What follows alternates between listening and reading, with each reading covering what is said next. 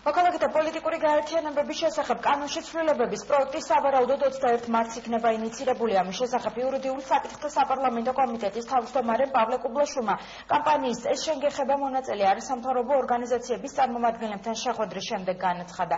შეხვედრაზე არასამთავრობო ორგანიზაციებმა და იურიდიულ საკითხთა საპარლამენტო კომიტეტის წევრებმა რიგ საკითხებზე შეთანხმება მოახერხეს, თუმცა არის საკითხები, რომელზეც იურიდიული კომიტეტი არასამთავრობო სექტორს არ თანხმდება. პავლე კუბლაშვილის თქმით, მოქალაქეთა პოლიტიკური გაერთიანებების შესახებ კანონში ცვლილებების პროექტი სავარაუდოდ ხვალ უკვე მზად იქნება, ხოლო ოთხშაბათის ბიუროს ხდომაზე მისი ინიცირება მოხდება. არასამთავრობოებსა და მმართველ გუნდს შორის მიმდინარე პროცესს პარლამენტის თავმჯდომარეც გამოეხმაურა და მოლაპარაკებები პოზიტიურად შეაფასა. ძალიან კარგია, რომ ამ პროცესის განმავლობაში მოხერხდა პოზიციების შეჯერება და ძალიან დაახლოება. თუმცა არ შემიძლია აქვე არ გამოვთქვა ჩემი მსუბუქი გაგვირვებაც იმ ძალიან არაადეკვატური შეფასებების გამო, რომელიც ზოგიერთი წარმომადგენლისგან მოვისმინეთ წინა კვირაში ამ პროცესის. იმედი მაქვს, რომ ეს ადამიანები კიდევ ერთხელ ახლო მომავალში დარწმუნდებიან საკუთარი შეფასებების არაადეკვატურობაში. ჩვენ საბოლოო ფორმულირებებზე შევთანხმდით. ბუნებრივია კანონის მიზანი რჩება უცვლელი, ბუნებრივია კანონის მიზანი კვლავ იქნება გამჭვირვალეობა პოლიტიკური პარტიების დაფინანსების, კვლავ იქნება სანქციები, რა თქმა უნდა, ამ კანონის მოთხოვნების დარღვევისათვის. შეიცვალა ფორმულირებები სხვადასხვა საკითხთან დაკავშირებით, თუმცა არსი რჩება იგივე. რაიმე კითხვის ნიშნები არც საზოგადოებაში, არც არასამთავრობო სექტორში, არც საერთაშორისო თანამეგობრობაში აღარ უნდა დარჩეს და არ რჩება იმასთან დაკავშირებით, რომ ეს კანონი შეიძლება იყოს გამოყენებული სხვა მიზნებისთვის. ამ კანონის გამოყენება შესაძლებელი იქნება ერთ-ერთი მიზნით. ეს არის პოლიტიკური პარტიების ფინანსების გამჭვირვალეობა. ძალიან ბევრ რამეს მივახციეთ, 26 პრიმამუხლი ახლა სულ სხვა რედაქციით არის და იქ კონკრეტულად არის განსაზღვრული, ვინ ითვლება ეგრეთ წოდებულ დაკავშირებულ პირად პოლიტიკურ პარტიასთან და ვინ არა. დაკავშირებულ პირებად ითვლებიან ისინი, რომლებსაც კონკრეტული საარჩევნო მიზნები აქვთ და ამ მიმართულებით ხარჯავენ ფულს.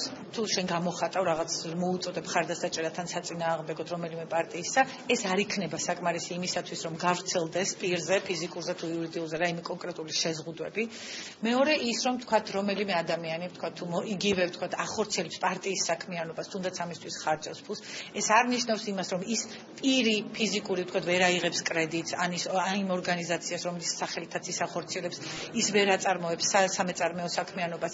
ანუ ყველაფერი მიდის იმასთან, რომ თუ ადამიანი ან იურიდიული პირი ხარჯავს ფულს პარტიის მიზნებისთვის და ან და განცხადებულადაც აკეთებს ამას, ამ შემთხვევაში მასზე დაწესდება შეზღუდვები მხოლოდ იმ ნაწილში, რომელიც პარტიის ინტერესებს და პარტიის მიზნებს ხმარდება. ორი ძირითადი თემა არის, რომელიც არ იქნა გათვალისწინებული, ეს ერთ-ერთი ეხება სისხლის სამართლებრივ პასუხისმგებლობას ამორჩევის მოსყიდვისთვის, როდესაც მიღება ხდება, მაგრამ გაუმჯობესდა მუხლის ჩანაწერი და შესაბამისად ის საფრთხები, რაც ბევრად უფრო დიდი დოზით არსებობდა, შემცირდება და ასევე მეორე თემა არის 500.000-იანი ლიმიტი, რომელიც მთლიანად არ იქნება ამოღებული, მაგრამ ასევე ეს რეგულირებაც გაუმჯობესდა და უსაფრთხოდ დაჯარიმება და პასუხისმგებლობის დაკისრება არ მოხდება პირებზე. რამდენადაც ეს არის ამ კანონპროექტთან წარმოდგენილი, ჩვენ ვფიქრობთ, რომ მოხარულები ვართ, რომ პარლამენტმა დიდწილად გაიზიარა ის შეთავაზებები, რაც ჩვენ წარმოვადგინეთ. ერთი საკითხი ასეთი იყო, რომ იცით, რომ კანონში იყო ჩანაწერი, რომ პირებს არ აქვთ უფლება გადარიცხონ თანხა, თუ მათი შემოსავლები ერთი წყაროდან არის და ამ პირების მიერ ჯამურად გადარიცხული თანხა 500.000 აღემატება. 500.000 ზედაზღვარი დარჩა. ოღონდ ძალიან მკაფიოდ გაიწერა, რომ თუ კი ადამიანმა გადარიცხა თანხა და მან არ იცოდა, რომ ამ ლიმიტს გადააჭარბა, მასზე ჯარიმა არ იქნება დაწესებული, ისევე როგორც პარტიაზე არ იქნება ჯარიმა.